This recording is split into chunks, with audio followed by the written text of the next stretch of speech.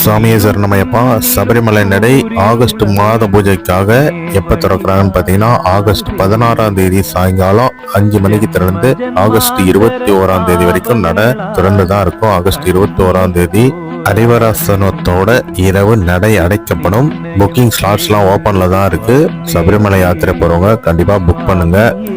சபரிமலை யாத்திரை போறவங்க கண்டிப்பா மலை ஏறும் போதும் இறங்கும் போதும் பிளாஸ்டிக் பாட்டில்ஸ்லாம் அவாய்ட் பண்ணுங்க. அதே போல அனிமல்ஸ்க்கு ஃபீட் பண்ணாதீங்க.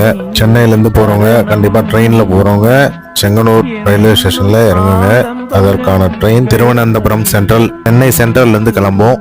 அது எப்படின்னு பார்த்து புக் பண்ணிட்டு போங்க. தனிப்பட்ட முறையில் வேன்ல போறவங்களை பத்தி பிரச்சனை இல்லை. இந்த மாதிரி தனியா பஸ்லயோ ட்ரெயின்லயோ போறவங்களுக்கு முன்கூட்டியே தெரிவிக்கிறோம். சாமியே சரணமையப்பா. அதே போல பஸ்ல போயிட்டு எப்படி ரீச் பண்றதுன்றத பத்தி டவுட் இருந்தா கமெண்ட்ஸ்ல கேளுங்க. கண்டிப்பா நான் ஹெல்ப் பண்றேன். மேலும் சபரிமலை அப்டேட்ஸ்க்கு சப்ஸ்கிரைப் அண்ட் ஃபாலோ பண்ணுங்க. நன்றி.